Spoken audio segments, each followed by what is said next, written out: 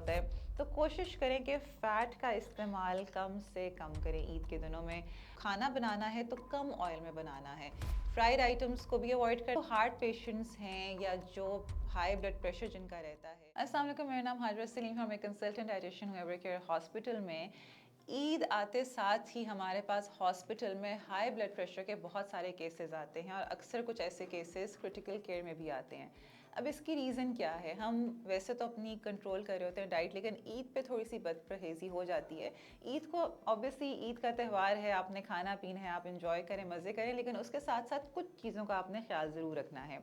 जो heart patients हैं या जो हाई ब्लड प्रेशर जिनका रहता है, ईद पे आपने सॉल्ट का बहुत ख्याल रखना है। मतलब अपने खानों में आपने नमक का इस्तेमाल कम से कम करना है। अब लोग कहते हैं जी अगर हम नमक नहीं डालते तो खाने में मज़ा नहीं आता, और एक ईद ही आती है जिसमें हम ज़रा कुछ प्रॉपरली खा सकते हैं।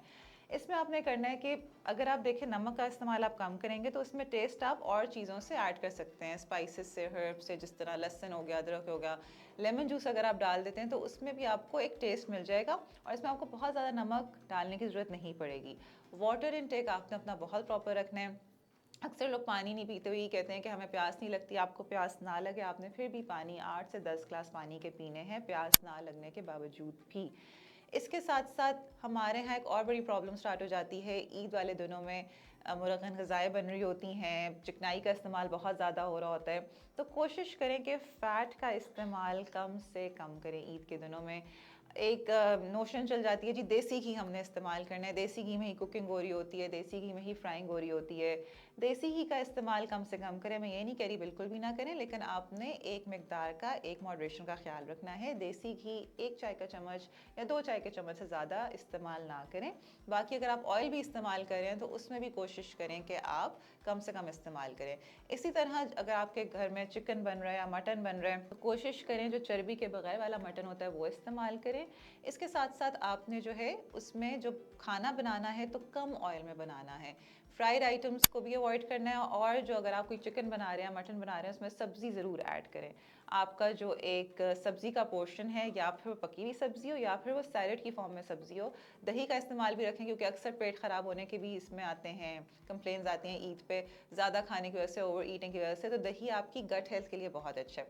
अच्छा, अब जो ब्लड प्रेशर के पेशेंट्स हैं वो डाइट जिसमें पोटेशियम ज़्यादा है वो लेंगे तो ऑटोमेटिकली जो है उनका ब्लड प्रेशर भी कंट्रोल रहेगा।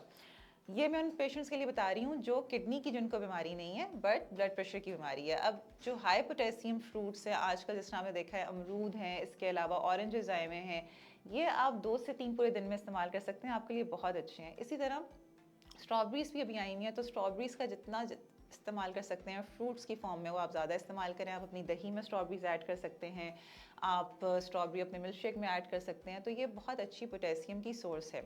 और नट्स भी आप ले सकते हैं, लेकिन नट्स में भी हमने लोग जब नट्स खाना शुरू करते हैं तो वो फिर रुकते नहीं है, खाते जाते हैं। नट्स भी पोर्शन कंट्रोल में, जिस तरह अगर मूंगफली है तो 10 से 12 दाने मूंगफली के खा लिए, कैश्यूज़ हो गए तो 6 से 7 कैश्यूज़ खा लिए, बादाम है तो 6 से 7 बादाम खा लिए। इस तरह पोर्शन कंट्रोल में आप नट्स का भी इस्तेमाल कर सकते हैं, इसमें से आपको पोटेशियम भी मिलेगा। और ये सारी ज़्यादा पोटेशियम वाले जो फूड आइटम्स हैं ये अपनी डाइट में ज़रूर ऐड करें। इसके साथ साथ नमक का इस्तेमाल कम से कम।